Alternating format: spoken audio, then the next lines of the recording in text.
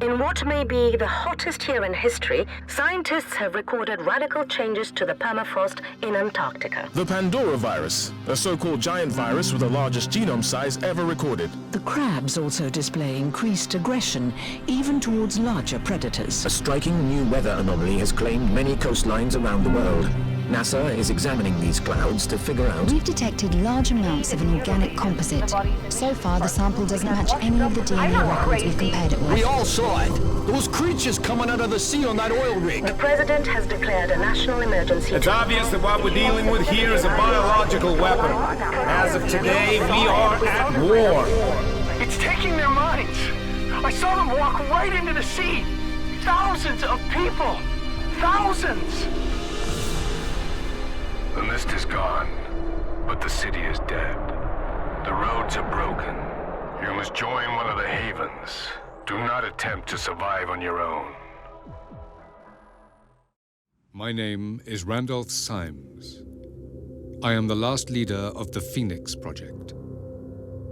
If you are hearing this, I am most likely dead. But in happier news, a scarab has been sent to pick you up, and its artificial intelligence will take you to Phoenix Point. Get to it quickly and safely. If you are hearing this message, an alert has been triggered and you will need to clear out the enemy forces. There may be others who receive this signal. Help them if you can. It's all up to you now. Good luck, operatives. Symes out.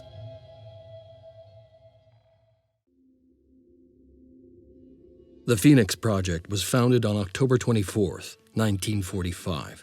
The Second War to end all wars was over, but there were those who understood that we could no longer afford to think in terms of nations and empires. For a time, the Phoenix Project successfully navigated the political conflicts of its era. That was our golden age. Phoenix Project operatives scoured the world for clues. We had bases in 24 countries. Even the heavens were not off limits. But out there, on the far side of the moon, began our downfall. The failure of the Phoenix 2 mission exposed us to our enemies in the UN. Stripped of resources and scattered to the winds, we were reduced to a secret, a memory. When the Pandoravirus woke up, we should have been the first line of defense. When huge clouds of mist appeared over the sea, when people started vanishing, we should have figured out what was going on.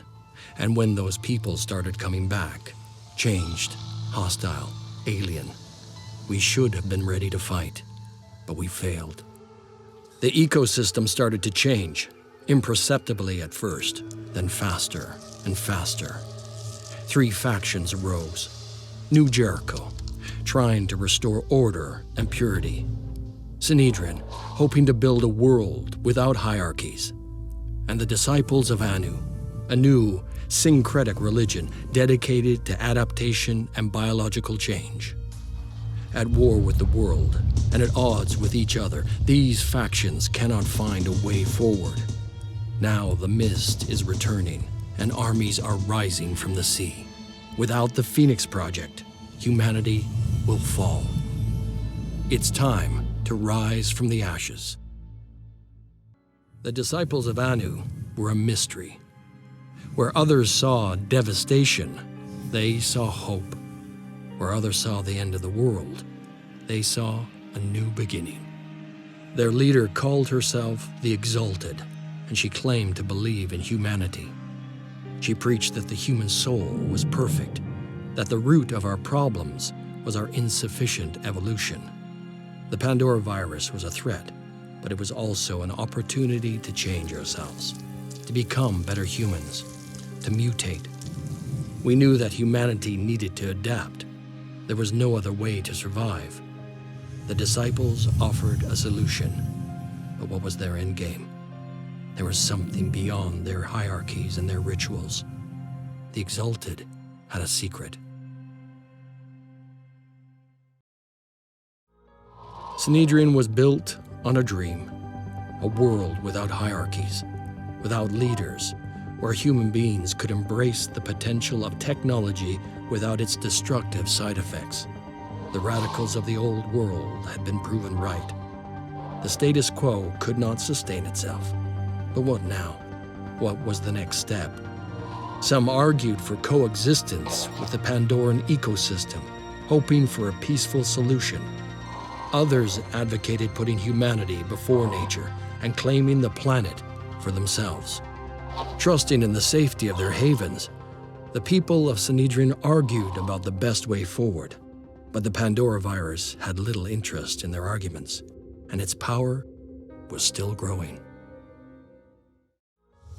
New Jericho was one man's vision, and everything depended on that one man. Before the war, Tobias West had been a billionaire, an elusive, controversial businessman who denounced war even as he profited from it. When the world fell, his empire began to rise. Some said he was a genius, a man of principle, dedicated to equality and merit, fighting to preserve the core of human freedom, our will. They said he had a plan, that he could lead us to victory. Others called him a dictator, a megalomaniac, fearful of infection and obsessed with purity. They said he was willing to do anything to win, no matter the cost. The Phoenix Project needed allies. New Jericho could help us turn the tide, but it all depended on one man. Randolph Symes was the last leader of the Phoenix Project. His great-grandfather had been there when it was founded, and he was there to witness its end. When we took back Phoenix Point, we found his notes. In his final days, as the world collapsed around him, he'd been working frantically to understand the Pandoravirus.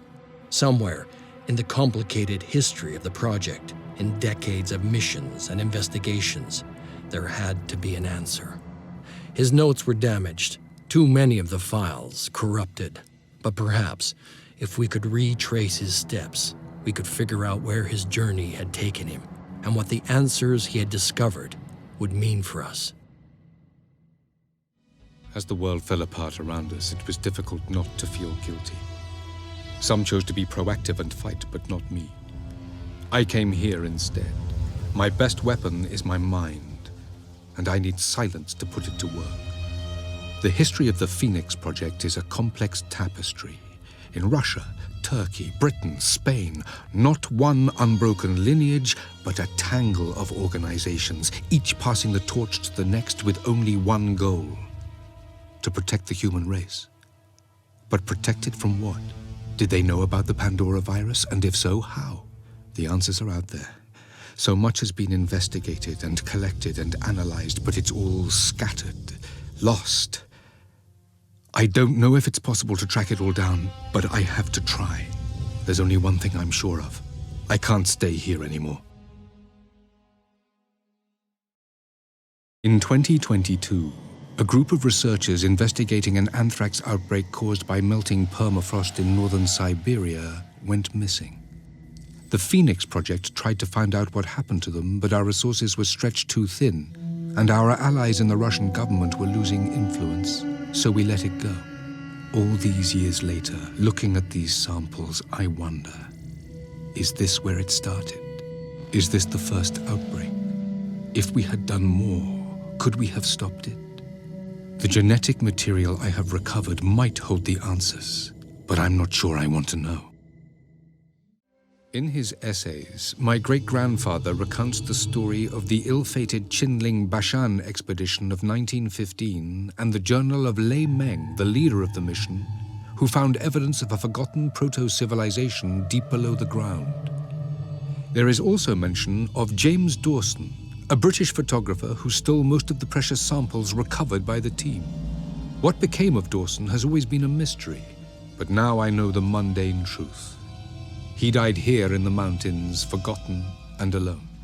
This proto-civilization, could it hold the key to defeating the Pandoravirus? They say history repeats itself. Has all of this happened before?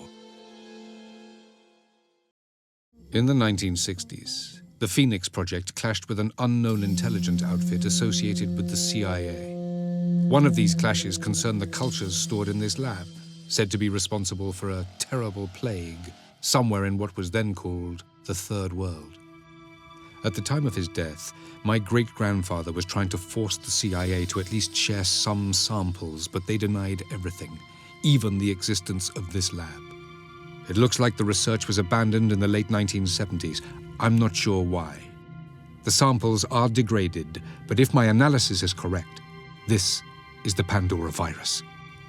Sometimes I wonder whether the only reason we survived as a species is sheer luck. There had always been rumors that maybe the Pandoravirus wasn't from Earth, that some alien disease had come down from the stars like a plague from heaven. But now that we finally had the evidence we needed, we realized the truth was more terrible than that. The Pandoravirus was alien, yes, but it wasn't a disease. It was a bioweapon. We were not alone, and whatever was out there wanted us dead. None of this had deterred Randolph Symes.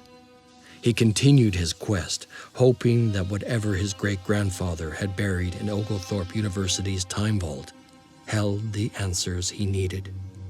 We would have to hope that he was right. The writings of my great-grandfather recount his mission to Oglethorpe University and the Time Vault. It was here in 1936 that he deposited the files, sealed aluminium containers that were locked away to be opened in 1,000 years. Did he know what those files contained? I'm not sure. He was a wily old devil. I have the documents before me now. They prove what I had previously only suspected. A technologically advanced hominin civilization existed on this planet long before Homo sapiens came along. They flourished until something destroyed them. But some of them must have survived, or where did the stories come from? Somehow, they must have won. I know that some of my operatives think I've lost it. It doesn't matter. I have to keep searching. If I find the answer, it'll have all been worth it. I'm running out of time. I have my answer, but it's not what I wanted. The antediluvians. They were like us. Then, the Pandoravirus came. It destroyed everything. In the end, they found a solution, but at a terrible cost. They created a weapon, the virophage, that destroyed the Pandoravirus and themselves. A whole civilization lost to give us a chance. And we wasted it. All this for nothing. This is where it ends. I keep thinking maybe we are all children of the Pandoravirus. But the sphere, my God, the sphere. Finally, we knew our enemy. The Pandoravirus was only a tool. It was the hand that wielded it that truly mattered. The creature we came to call the Ugothian entity. It was old, perhaps older than the solar system itself. On Ugoth, the 9th planet, it lay waiting. For thousands of years, it slept in the outer darkness. But when Ugoth's orbit approached the Earth, it expelled the seeds of our destruction. Its mind reached out, haunting our dreams, infesting our stories. Its ultimate purpose was to transform our world into its own, to recreate whatever long-lost abyss it had come from. Its creatures were already assembling a new body it could inhabit. And when they were done, when the Ugothian entity came to Earth, nothing could stand in its way. We had no choice. None of the factions had a viable plan. There was no other way to save the planet, and sometimes the ends had to justify the means. That's what we told ourselves anyway. Within minutes, the Pandoravirus began to die, and its creatures soon followed. They died by the millions, and soon the rest of us were dying too. Not everyone. Not enough to wipe us out, but too many. The disciples of Anu collapsed first. The Exalted died within 24 hours of the virophage being released. And without its prophet, the religion fell apart. The future it had promised was impossible now. Sanhedrin tried to fight, to develop a vaccine. And if they'd had more time, they might have succeeded. But they'd lost too many people to maintain their communities. Slowly, they faded out of existence. New Jericho had wanted a world without the Pandora-virus, but this was not how they had imagined it. Within a few months, their havens had become ghost towns. Tobias West was one of the few to survive, having lived long enough to see his empire reduced to dust. In the end, despite our losses, we were the only ones left capable of guiding the survivors. We seized control. Humanity could no longer afford to divide itself into factions. And so the Phoenix Project began to build a new world. But although our responsibilities had widened, we did not forget our initial purpose. The war was not over. Up there in celestial darkness, something ancient and powerful still hungered for our planet. But next time, we'd be ready.